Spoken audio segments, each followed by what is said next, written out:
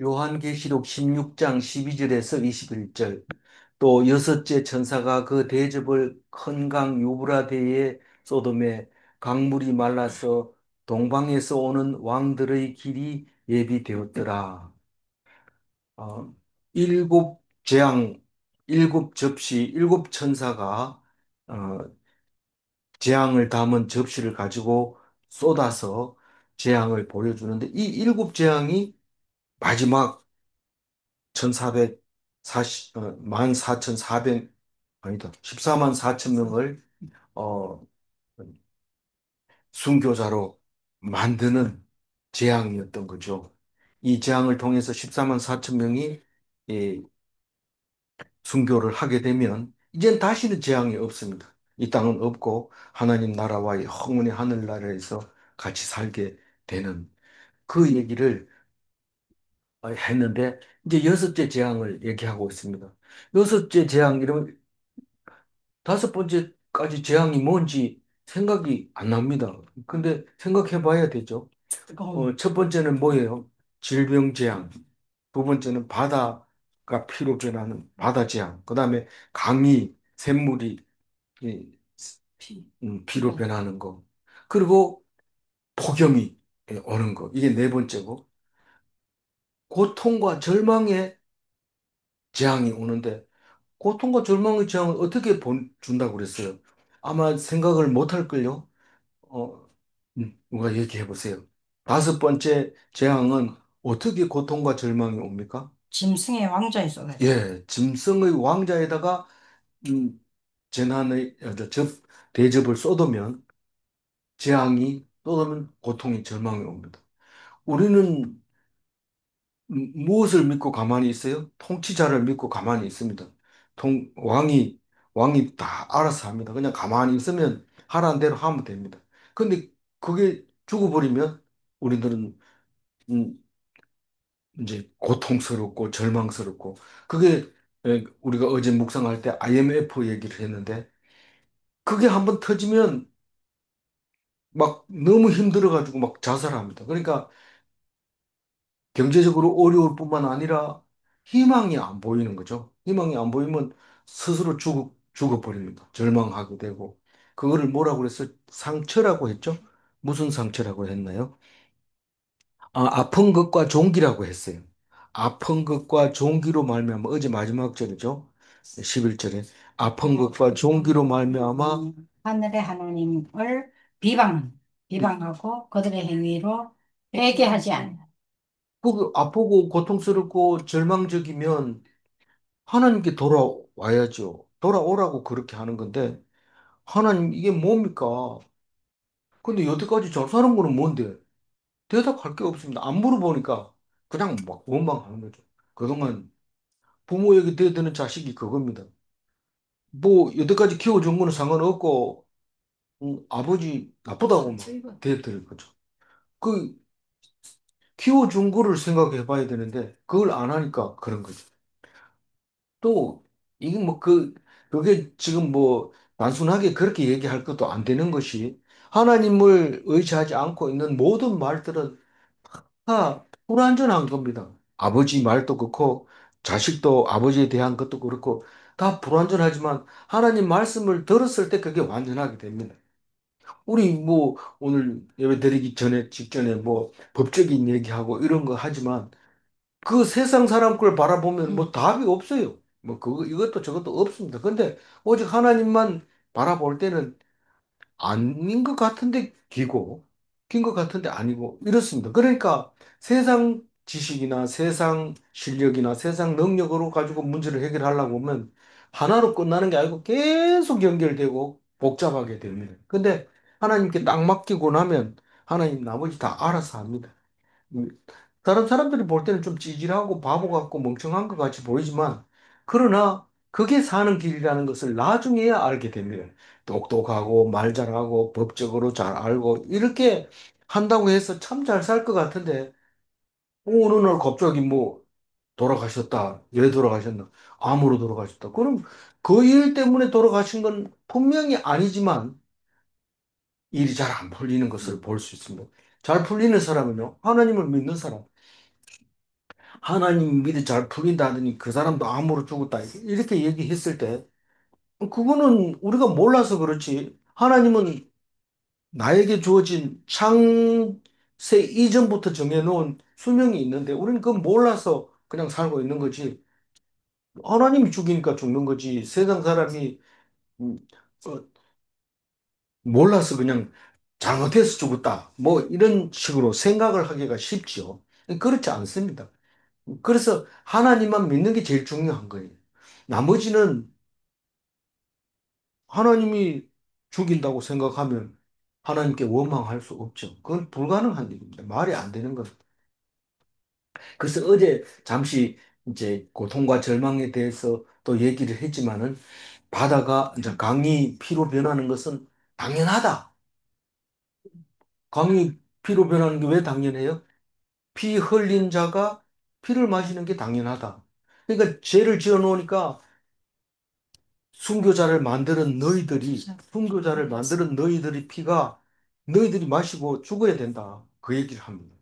순교자는요? 순교자는 죽은 것 같지만 그게 아니라 순교자로서 천국 가가지고 이 땅에서 못 이루은 것을 다 이루고 있는 것을 어제 얘기를 해 줬습니다.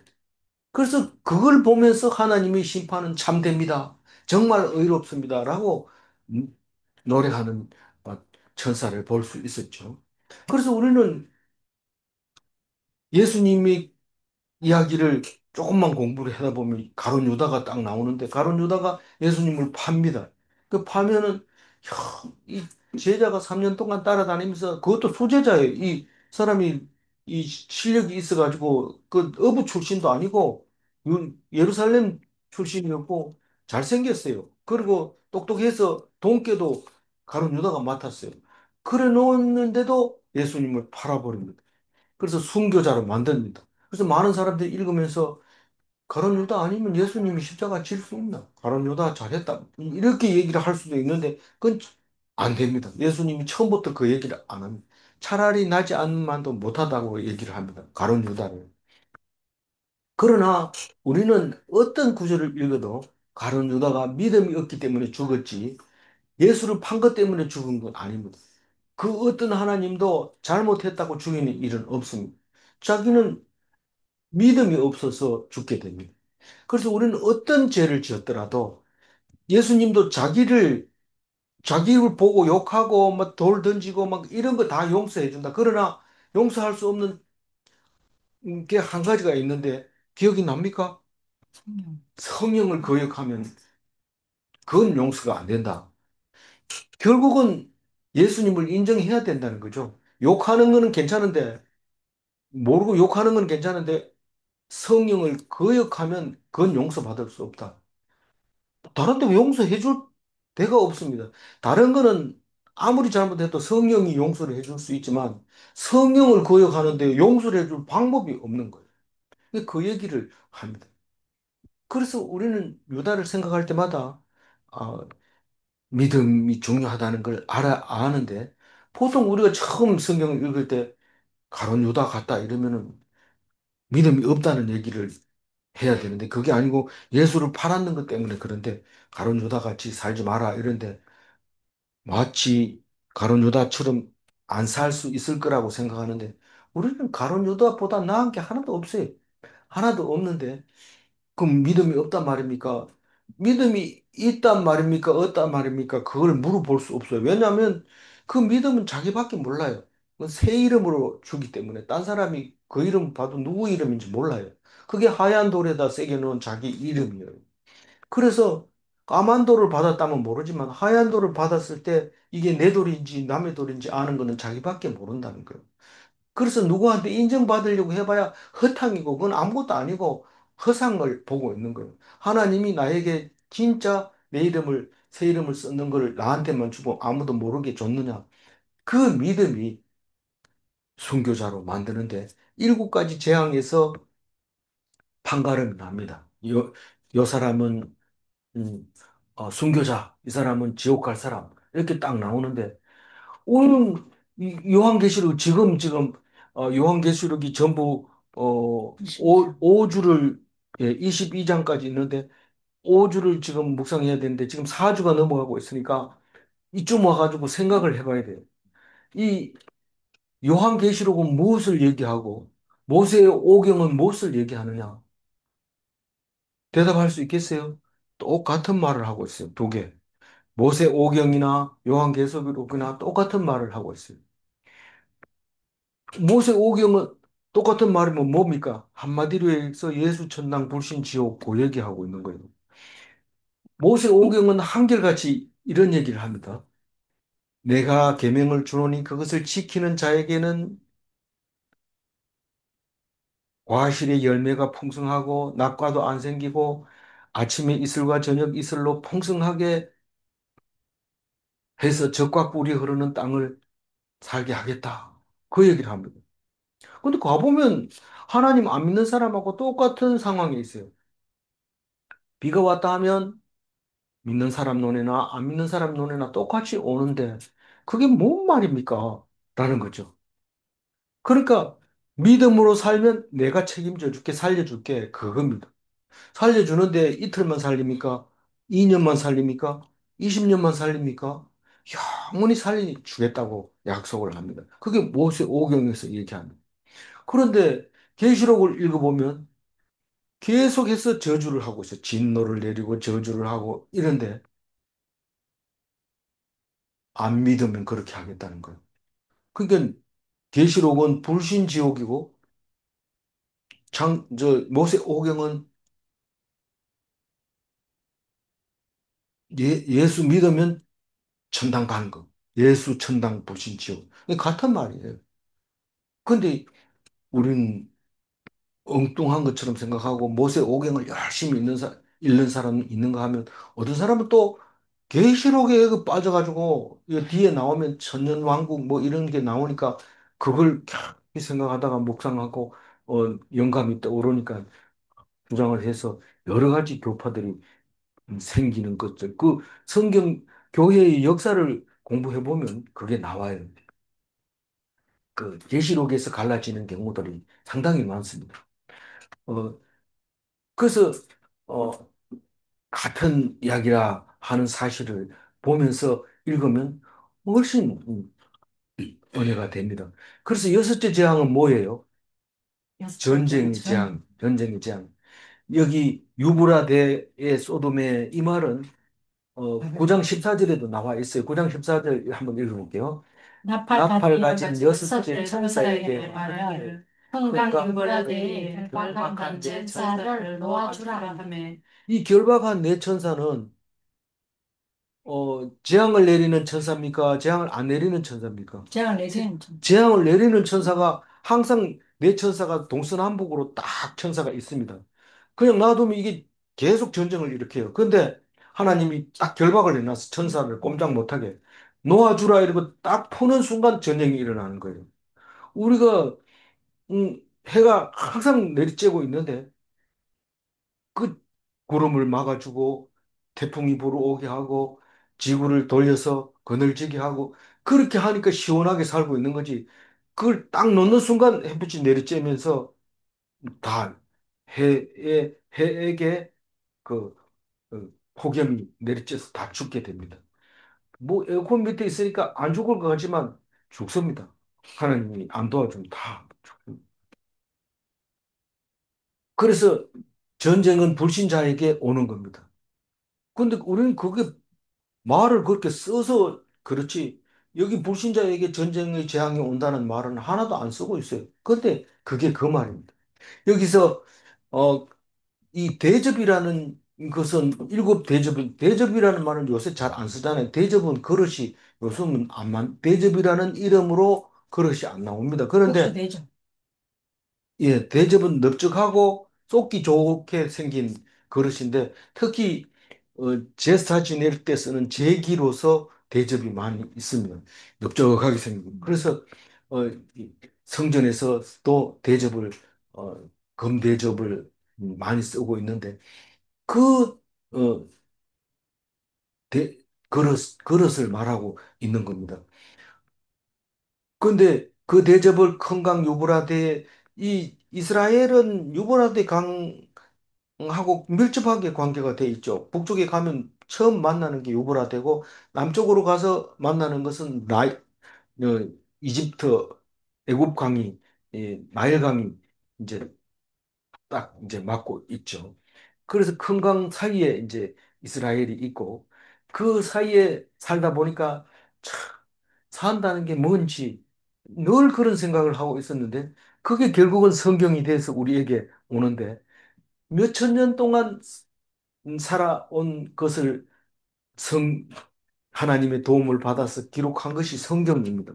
그래서 이거보다 더 나은 게 없을까? 없습니다.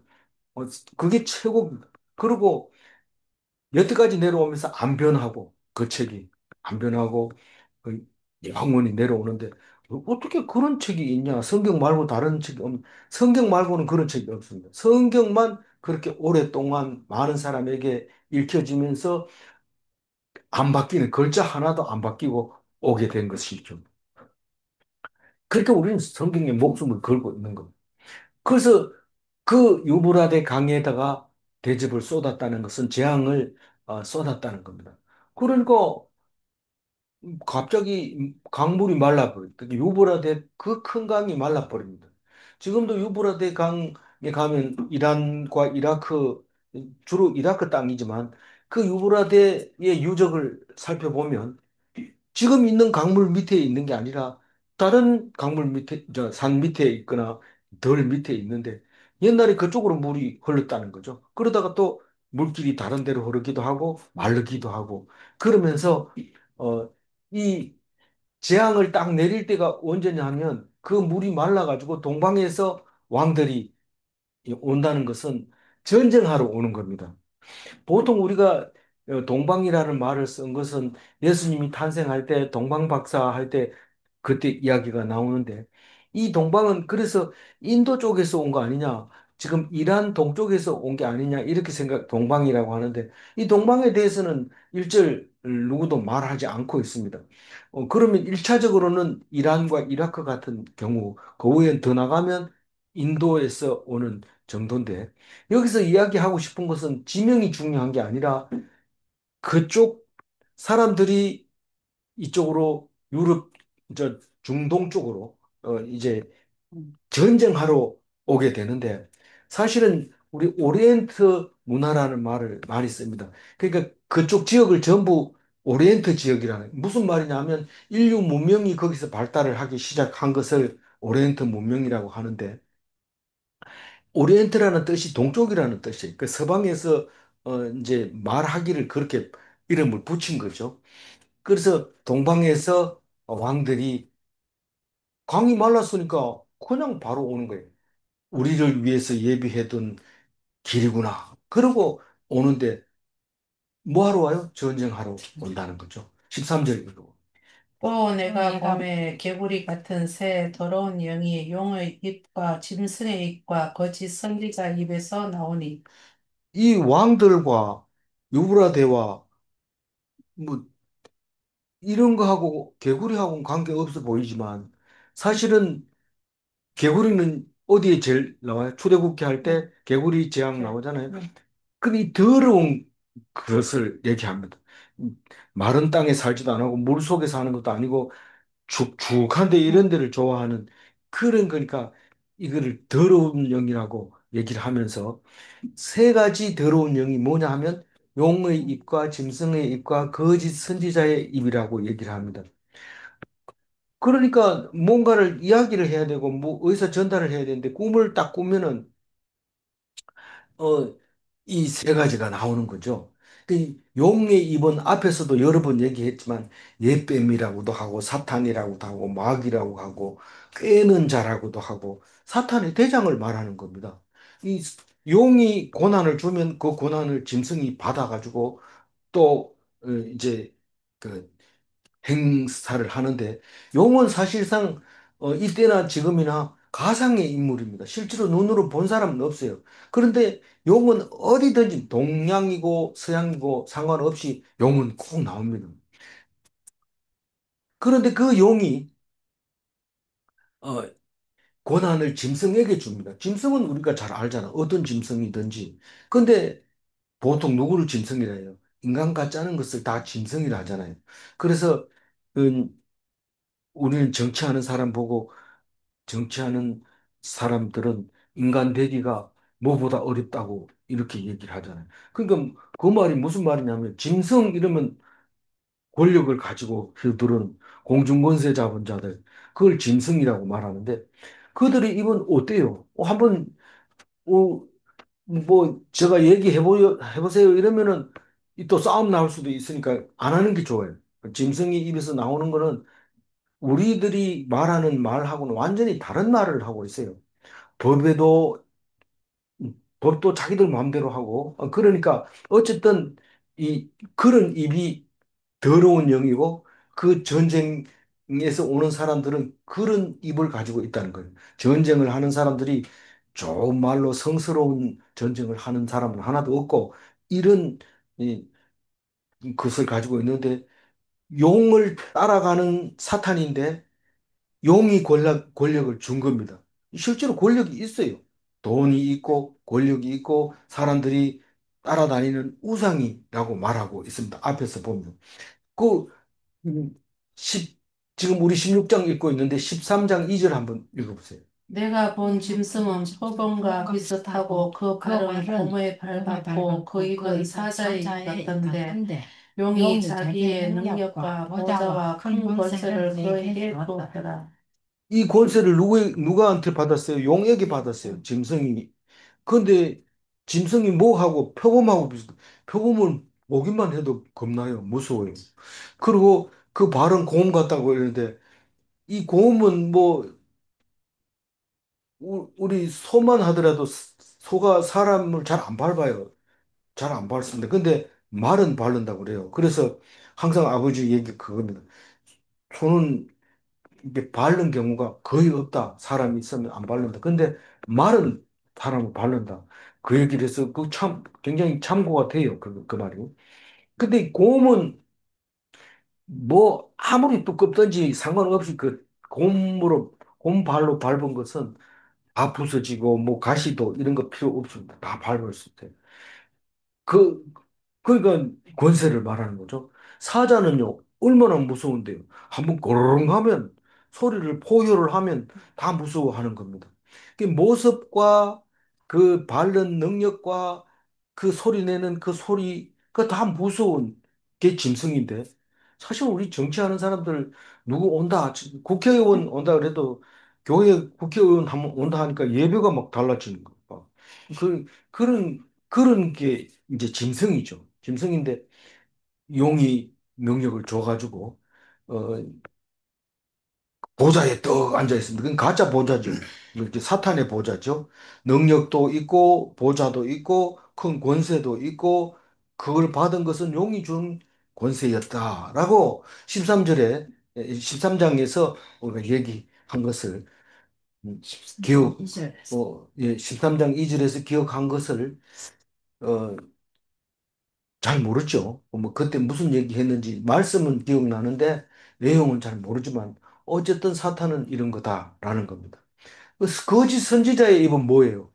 우리는 적그리스도, 사이비, 이단 이렇게 표현을 했지만 사실 하나님을 대적하는 것은 다 거짓입니다. 하나님을 거역하면서 어떻게 거역할까요? 뭐 하나님 믿기는 뭘 믿어, 나를 믿어 이렇게 하는 거를 말하는 겁니다. 그거는 하나님에 대해서 잘 모르는 사람한테는 그게 사입이고 이단일처럼 들릴 수도 있어요. 근데 교회 다니는 사람 입장에서도 말도 안 되는 말을 하지만 그게 먹혀 들어갑니다. 그 입이. 그러니까 용의 입이나 짐승의 입이나 거짓 선지자의 입이나 다 사탄의 입인데 그게 전쟁을 일으키는 유브라데 강에서 나온다는 거. 그 사람들이 마르독 신을 가지고 오고 뭐 권력은 말할 것도 없고 무서운 공갈도 치고 실제로 엄청 무섭다고 그래요. 아수르 바벨론에서 사람을 잡아가지고 껍질을 벗기고 뭐 그걸 가지고 가죽을 가지고 뭐 음, 가방을 만드는 이런 이야기들도 많이 있습니다. 그 얼마나 무섭습니까? 그런 것을 지금 더러운 영이라고 얘기를 하고 있습니다. 14절 읽어볼게요. 그들은 귀신의 영이라 이적을 행하여 온 천하 왕들에게 가서 하나님 곧 전능하신 이의 큰 날에 있을 전쟁을 위하여 그들을 모으더라. 이것도 천천히 읽어서 상상을 해야 됩니다. 그러니까 귀신의 영이다. 이건 귀신이라는 것은 악한 영을 말하는 거예요. 악령을 말하는 거예요.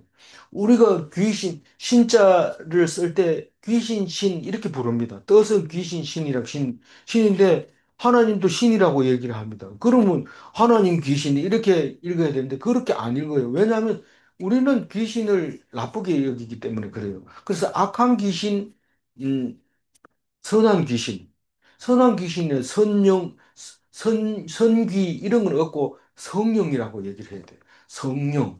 그러면 악령은 있는데 악령은 천주교에서 악령이라는 말을 많이 쓰는데 악령이라는 말도 잘 안 쓰고 악한 영이라고 주로 쓰고 사탄의 영 그렇게 쓰고 여기서는 지금 전쟁의 영을 귀신의 영이라고 표현을 한 겁니다. 그리고 이적을 행하여 이 말은 보통 사람들이 상식적으로 능력이 나타나면 이적이라고 얘기를 합니다. 다시 말해서 가공할 만한 무기를 제작한 겁니다. 그래서 온천하 왕들에게 가서 이적을 행해서 온천하 왕들에게 가서 전쟁하러 와라 이렇게 얘기하는 겁니다. 무슨 말이냐면 이적이라는 가공할 만한 무기인데 지금 핵무기 얘기하는 겁니다. 핵무기를 가지고 있으면 어떻게 해요? 전 세계 왕들을 대통령을 모아놓고 우리 이 핵무기 있는데 쓸까 말까? 쓰지 말아야죠. 안 돼요, 안 돼요. 이러면 그러면 이제부터는 못 만든다. 그리고 가지고 있는 사람들은 힘이 약한 사람은 없애고 힘이 있는 사람은 가지고 있어야 또 견제가 되니까요. 우리 가지고 있어야 네가 안 쓴다는 보장이 될 거 아니야. 나도 가지고 있고 너희들 5개국은 핵을 가지고 있어도 돼. 이제부터는 못 만든다. 그럼 됐다. 사인하고 그리고 기분 나쁘면 핵 쓸 수도 있어. 이러면 딱 갈라집니다. 나는 이 편, 이쪽 이 편, 딱 그럽니다. 그게 이적을 행하여 온 천하 왕들에게 가서 한 전쟁하려고 모으는데 무슨 전쟁이냐면 하나님 곧 전능하신 이의 큰 날에 있을 전쟁을 위하여 그들을 모으더라. 이 전쟁이 일어나면 끝납니다. 하나님이 음, 마지막 날, 마지막 날에 그날이 언제라고요? 멸망하는 날이. 그게 우리가 얘기하는 말세, 종말 그걸 얘기하는 겁니다. 그게 하나님의 날, 전능하신 이의 큰 날입니다. 그럼 뭐 알고 대피해야 되는 거 아닙니까? 대피하는 게 아니고 그날은 하나님 날이기 때문에 죽이면 어떻게 한다? 죽어야 돼요. 그런 게 어디 있습니까? 알면은 견뎌나려고 아는 거잖아요. 우리가 점치러 가면 당신이 동쪽으로 가면 큰 일이 납니다. 이러면은 그럼 어떻게 안 가면 되지. 근데 앞으로 그런 일이 일어날 겁니다. 이러면 알겠습니다. 이렇게 집에 돌아가가지고 그 일을 기다려야 되는데 그럼 그 일이 안 오게 하면 어떻게 안 오게 하려면 어떻게 해요? 그럼 돈 내놔라. 돈 주면 구슬하든지 아니면 복채를 가지고 뭐 주문을 외워주든지 그래서 됐으니까 가라 이럽니다. 그 사기치는 거죠. 거짓말이죠. 근데 하나님 나라에 전쟁이 딱 일어나면, 이건 지금 뒤에 읽어보면 마지막 날이에요. 이거 전쟁이 일어나면 끝나는 거예요. 근데 그 날이 온다. 딱 못 온다. 그러면, 아, 그때 하나님이 하시는구나 하고 가서 그게 마지막 날이니까 우리는 천국에 가야 되잖아요. 그럼 뭐, 천국에 간다고 생각하고, 감사하면서 여태까지 살려준 것에 대해서 감사하고 하나님만 바라보고 찬송하고 있어야 되죠. 죽는다면 죽어야 되지. 거기서 어떻게든지 살아남으려고 핵전쟁을 해보세요. 다 죽습니다. 살아남았다 하더라도 아주 비참하게 죽습니다. 그 핵전쟁이 일어나면 비참하게 죽습니다. 그래서 이 전쟁 더 이상 없다. 이게 마지막 전쟁이다. 그것은 순교자를 위해서 가르쳐 주는 거다. 이 전쟁에서 이겨야 천국 가는 거다. 다른 사람은 몰라도 그날의 마지막이고 더 이상 없다는 것을 아는 사람은 천국 갑니다. 그 얘기를 하고 있습니다. 아는 게 중요한 거지. 바꾸는 방법은 없어요. 하나님의 나라에 무슨 내가 바꿔가지고 그게 내 혼자 살아남을 수 있다. 내 힘으로 살아남을 수 있는 거라면 그건 마지막 날도 아니고 전쟁도 아니고 종말도 아닌 거예요. 15절이고. 보라, 내가 도둑같이 오리니 누구든지 깨어 자기 옷을 지켜 벌거벗고 다니지 아니하며 자기의 부끄러움을 보이지 아니하는 자는 복이 있도다. 이제 핵전쟁이 일어난다 하는데도 실실 웃으면서 다녀요. 너 미쳤냐? 너 지금 뭐 죽는다는데 겁도 안 나냐? 너 언제는 영원히 살 뻔했냐? 그날이 오면 죽는 거지. 그러면서 실실 웃고 다니까 사람들이 실성했다 이러면서 그러는데 그게 제정신입니다. 그게 제정신. 정말로 하나님 앞에서 하- 주권이 하나님께 있다면 그것을 하나님께 맡기고 그냥 5시간 주면 5시간 감사하면서 살아야 되죠. 뭐 다른 건 뭐가 있겠어요? 영원히 살라고 너 웃기는 거죠. 네가 웃기지 뭐 내가 웃기는 거가 그렇게 됩니다. 근데 그 날짜가 언제 올지 알면 어떻게 될까요? 안 죽잖아요. 안 죽어요. 그날 언제 오는지 알면은 뭐 핵폭탄 터진다 하면 지하 방카 만들어 놓고 얼마나 오래 있다가 나와야 될는지 모르지만 아 됐다 싶어가지고 나와보면 막 엉망이 돼가지고 살지도 못하고 이렇게 될 수도 있어요. 그러니 우리 머리 가지고는 안 됩니다. 그러니까 그날은 피할 수 없는 날이 그 종말이라고 하는 그날은 연구를 해도 안 되고 뭐 별 짓을 해도 안 되는 게 종말의 날입니다. 근데 그날이 도둑같이 온다는 거. 도둑같이 온다는 거. 그래서 여기서는 어떻게 15절 얘기는 무슨 얘기예요? 영생을 얻으라. 죽지 말아라. 이 말입니다. 죽지 말아라. 안 죽으려면 어떻게 해야 돼요? 지금, 지금, 저기, 고린도후서 5장 3절 한번 읽어보면. 내가 너를 고난하니 고린도후서 5장 3절. 호정선절. 이렇게 이범은 우리가 벗은 자들로 발견되지 않으려 합니다. 요게 누가 말했어요? 사도 바울이. 사도 바울이 누구에게? 고린도 사람들에게 예. 얘기를 합니다.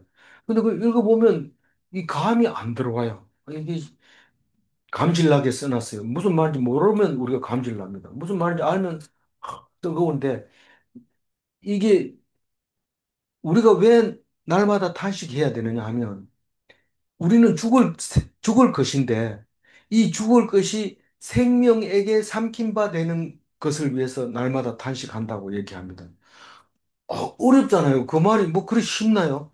그러니까 우리는 땅에서 살면서 일시적인 삶을 살지만 이걸 가지고 영생을 얻게 하려고 날마다 탄식하고 울고 있다는 거죠. 고린도후서 얘기가 그거란 말이에요. 그러니까 이 요한계시록 3장 18절에는 뭐라고 썼느냐 하면요. 읽어볼까요? 내가 너를 고난하니 내게서 불로 연단할 금을 사서 부유하게 하고 흰옷을 사서 입어 벌거벗은 수치를 보이지 않게 하고 안약을 사서 바르. 이게 이제 라오디게아 교회에게 한 말씀. 한 얘기인데 라오디게아에는 뭐 저기 눈도 잘 안 보이는 이제 안질이 나쁜 사람도 있었고 또 금도 없으면서 부자라고 생각하는 사람이 있었는데 금은 놔두면 계속 금이 있지만은 다른 걸로 가지고 폼 잡아봐야 소용없다. 금을 사든지. 근데 제일 중요한 거는 우선 그다음에 두 번째 보면 안약을 사서 눈으로 바르라. 그 돈이 아까워서 안약을 안 바르는 사람도 있다는 거죠. 그러니까 지금 중요한 게 뭐고 덜 중요한 게 뭔지 알아야 되는데 엉뚱한 데서 폼 잡고 있는 거죠. 부자라면 금을 사놓고 눈병 걸렸으면 안약을 사서 발라야 되지. 그리고 중요한 것은 아니, 흰 옷을 사서 입어서 벌거벗은 수치를 보이지 않게 해야지 네가 음, 안 부끄럽지.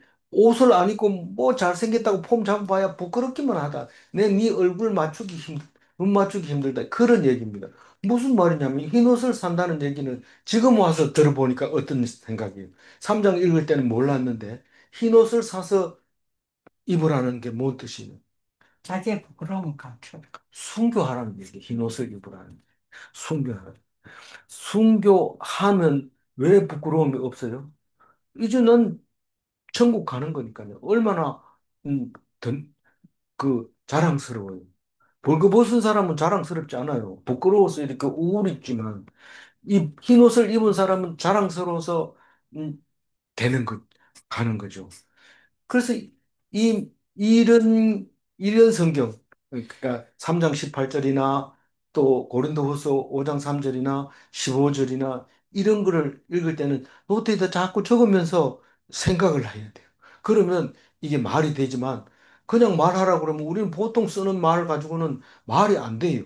그래서 자, 누구든지 깨어 자기 옷을 지켜 벌거벗지 벗고 다니지 아니하며 그래서 깨어있지 않는 사람은 엉뚱한 거 가지고 자랑합니다. 엉뚱한 거 가지고 폼 잡고 이런데 사실은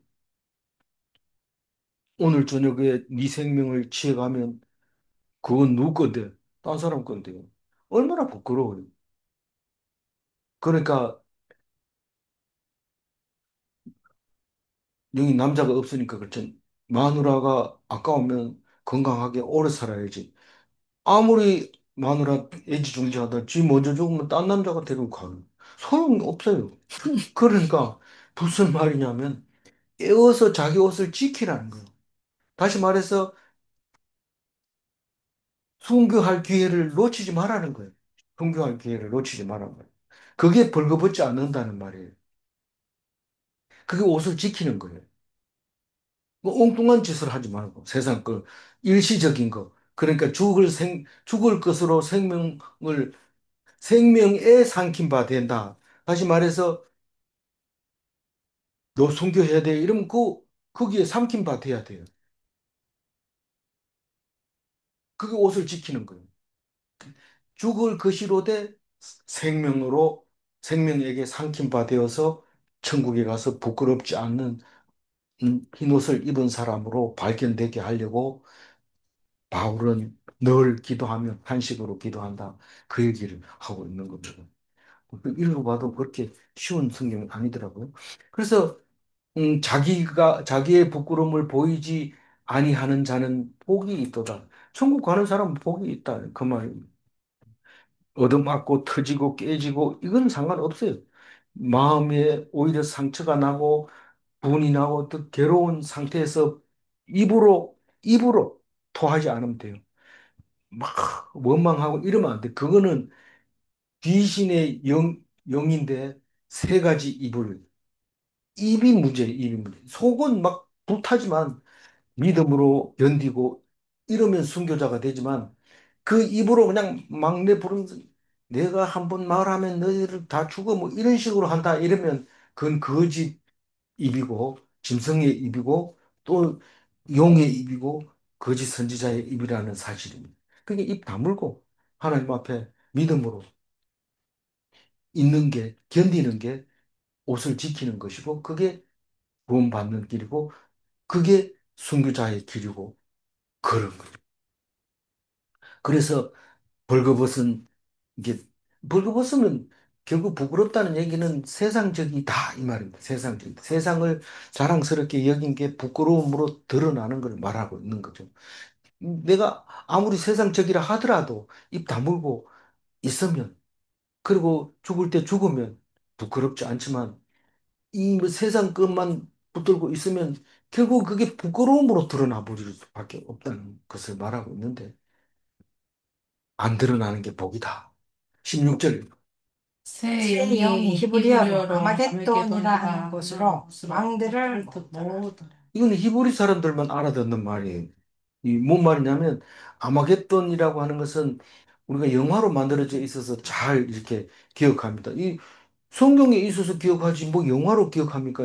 이 아마겟돈 영화가 말세 마지막에 일어나는 마지막 전쟁을 표현하고 있는 영화인데 원래는 아마겟돈이 머깃도를 아마겟돈이라고 불러요. 머깃도에서 누가 죽었냐면 유다 왕 요시아가 죽습니다. 근데 사실상 요시아가 죽음으로써 유다는 끝난 겁니다.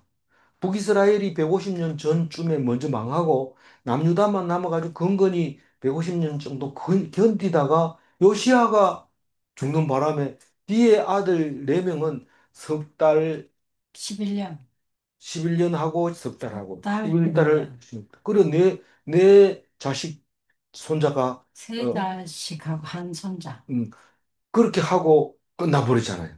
예. 그래서 요시아가 마지막 왕이네 마찬가지. 다시 말해서 마지막 전쟁, 머기도 전쟁. 그것도 싸워야 될 상대가 아니고 이집트하고 그렇게 친하게 지내고 이집트에서 나왔는데 이집트를 보고 올라가지 말라고 싸우다가 그것도 뭐 전사한 게 아니고 유탄에 맞아가지고 죽습니다. 그게 패망의, 사망의 전쟁, 패망의 전쟁, 마지막 전쟁, 그거를 말하고 있는데 새 영이 뭡니까? 거짓으로 말하는 거예요, 거짓으로.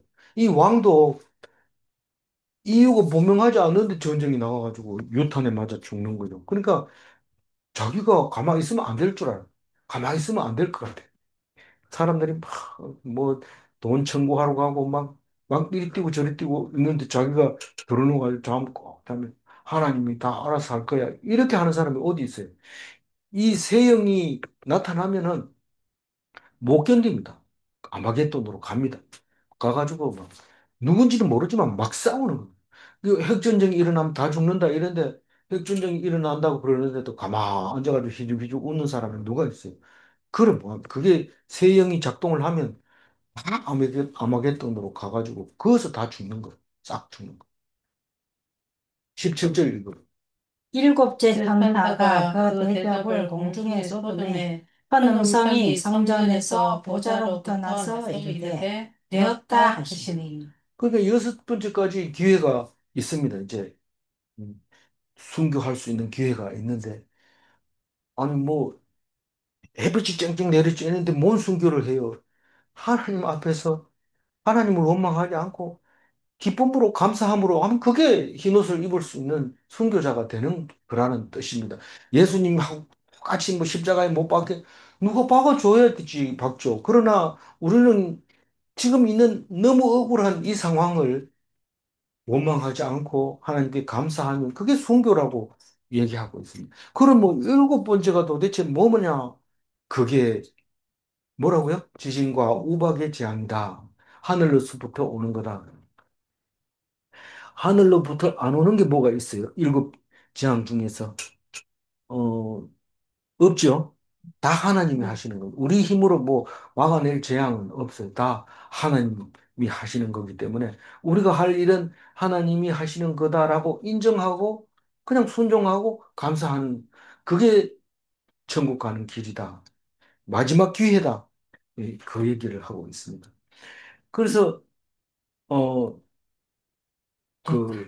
그 되었다 이 말은 뭔 말이에요? 끝났다. 다시 말해서 성도된다. 예, 마지막 날이다. 이 날이. 이 날이 마지막 날이다. 더 이상은 재앙도 없고 이 재앙만 견디면 이제 끝이다. 그래서 견딘다는 것은 순종해가지고 예수님이 십자가에서 견뎠어요, 못 견뎠어요? 견딘 거예요. 견디셨지. 불평불만 안 하고 순교한 거예요. 우리가 그렇게 불평불만만 안 하면 이제 끝난다. 그게 마지막 일곱 번째인데 지진과 우박이 이로 내려오는데 뭐 18절 읽어볼까요? 번개와 번개와 음성들과 음성들과 우레소리가 우레소리가 있고 있고 또 또 큰 큰 지진이 지진이 있어. 있어. 얼마나 얼마나 큰지 큰지 사람이 사람이 땅에 땅에 있어 있어 온 온 이래로 이래로 이같이 이같이 큰 큰 지진이 지진이 없었더라. 없었더라. 우리나라는 지진이 잘 안 일어나는데 일본은 계속 지진이 일어나면서 땅이 자꾸 바다로 꺼진대요. 그래서 어, 그것을 뭐, 하나님이 하신다, 이래 생각하면, 뭐, 그 땅에는, 이 땅에는 다 똑같습니다. 그런데, 뭐, 푹 꺼져 내려가지는 않아요. 어떤 경우라도 푹 내려가는 경우는 소돔과 고모라 같은 경우에는 푹 내려가 버렸어요. 그래서 사해 밑바닥으로 쑥 내려갔는데, 지구상에서 그보다 더 깊이 내려간 건 없대요. 그러니까 쑥 내려가 버렸는데, 아니, 더 내려간 거는 태평양에는 그보다 훨씬 깊은 게 있지만, 그거는 뭐, 바다 속이고, 이 소돔과 고모라가 있는 사해 쪽은 내려갔는데 물이 거기 안 들어가니까 지역이 굉장히 낮아져 버린 거예요. 그래서 사람이 사는 지역 중에서 가장 낮은 곳이 거기에요. 사해에. 마이너스 350m 정도 되는. 그런데, 어, 그렇게 이렇게 이제 꺼진다 하더라도 뭐 일본에는 살만합니다. 근데 문제는 하나님을 믿는 사람이 일본에 그렇게 많지 않다는 거예요. 음. 근데 뭐 숫자가 중요한 건 아닙니다. 어차피 우리는 그 우리는 퍼센트를 하도 좋아하니까 99%는 안 믿는 거고 1%만 믿는 겁니다. 그러면 내가 1% 속에 들어가는가? 그렇게 믿어야 되죠. 그렇게. 어쨌든 90, 나 말고는 다 원수고 대적이고 그렇다는 사실을 생각하면서 하나님께 감사하면서 하나님 나라로 기다려야 됩니다. 그래서 그날이 딱 선포가 됐는데 그 번개가 치고 그 번개는 큰 빛을 말하는 거고 음성은 어, 이 날이 원래 있었던 거다라고 외치는 말씀으로 보고 우레소리는 천둥같이 큰 소리니까 이 소리 들으면 잠도 안 오고 그 어떤 것도 할 수 없는 오금이 저려서 못하는 그런 소리를 말하는 거고 큰 지진은 여기서 말하는 대로 창조 이래로 가장 큰 지진이었다라고 얘기를 하고 있는 것을 볼 수 있습니다. 그래도 마지막이니까 뭐 그 이후에 없으니까 그렇게 말할 수도 있겠죠. 19절 읽어보 큰 성의 새가 지대로 갈라지고 만국의 성들도 무너지니 큰 성 바벨론이 하나님 앞에 기억하신 바 되어 그의 그의 맹렬한 맹렬한 진노의 진노의 포도주 잔을 포도주 가득. 잔을 가득. 큰 성이라고 하면서 그 큰 성이 바벨론이라고 말하고 있는데 이거는 로마를 보고 하는 말이다. 뭐 저도 거기에 대해서는 전혀 반대할 수 없습니다. 왜냐하면 지금 바벨론은 580년 전에 600년 전에 벌써 망한 게 아니고 그렇죠. 그 이제 망하고 그러니까 500년쯤 되네요. 500년 전에 망해버렸는데, 지금 로마가 바벨론처럼 이렇게 제국을 가지고, 로마 제국 안에 있는데, 바벨론 얘기해도 이 로마 사람들은 자기들하고 로마하고 다르다. 바벨론하고 다르다. 그래서 바벨론 그거 망해야 되는 거 맞아. 이런데 로마는 안 망한다. 이런데 이 유대인들은 당연히 로마하고 바벨론하고 다른 거 없다. 이렇게 생각을 하고 있는 거죠.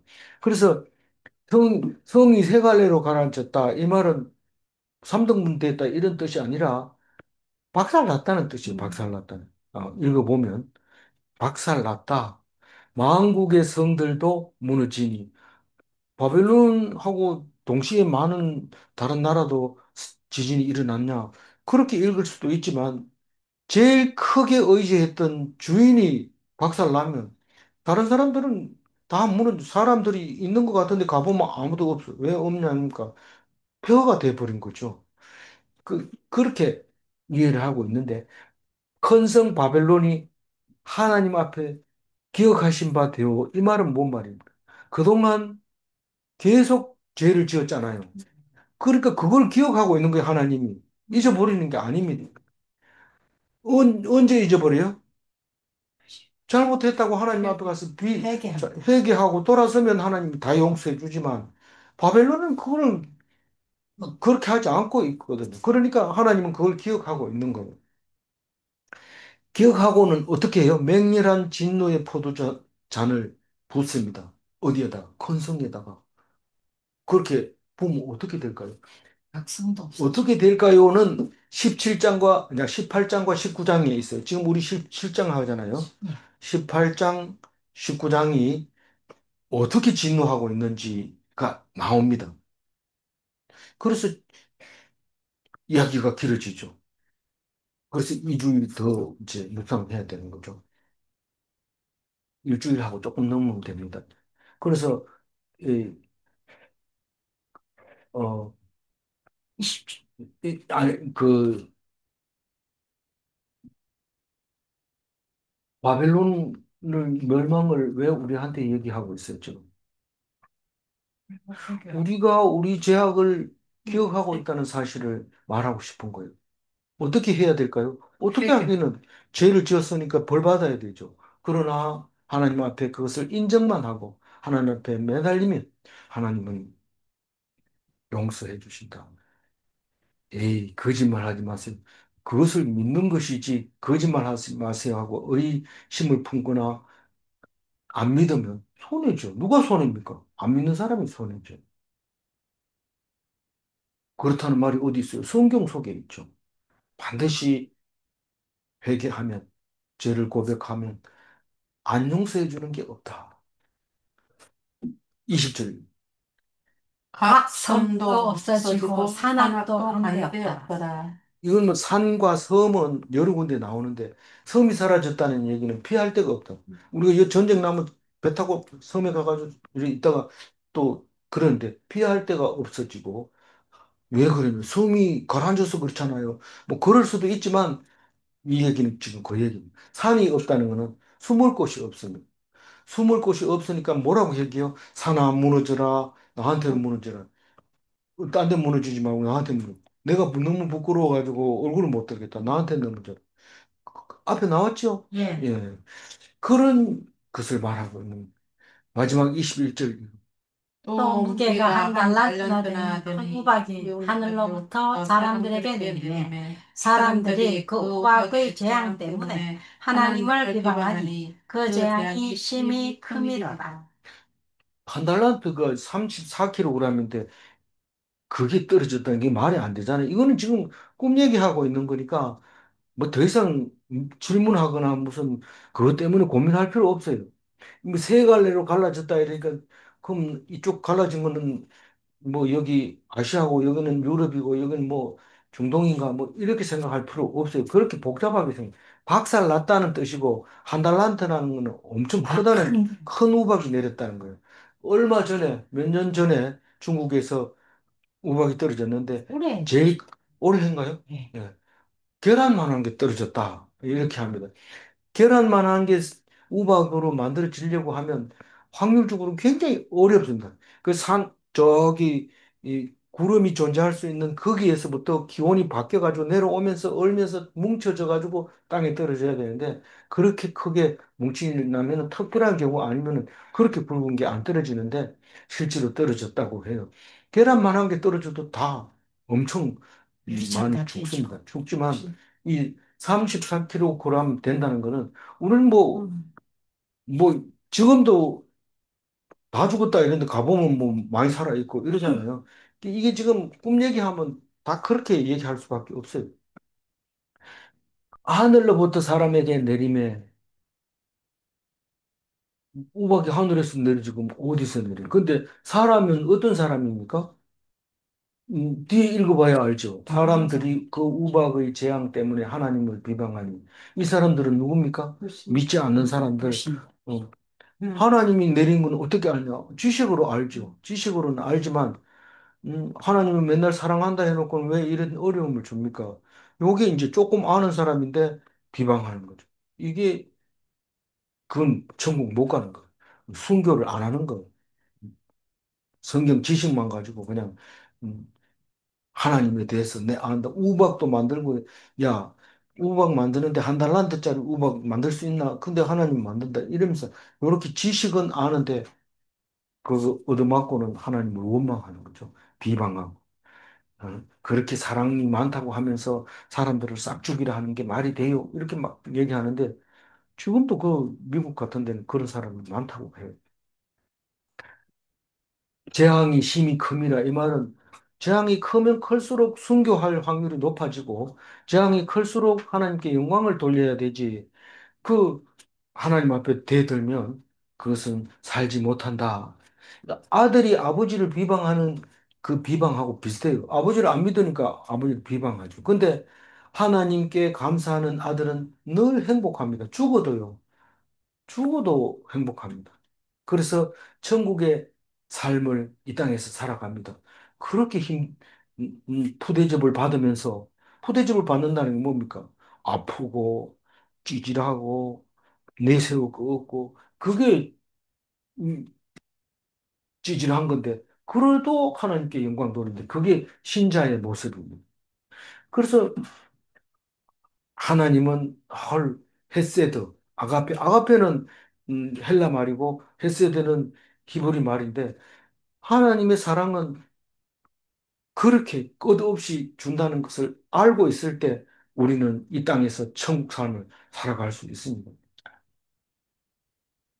우리가 하나님처럼 살아라 그러니까 우리는 천국 가면 하나님하고 같이 앉아서 천사처럼 같이 이야기하고 아픈 거 없이 살아갑니다.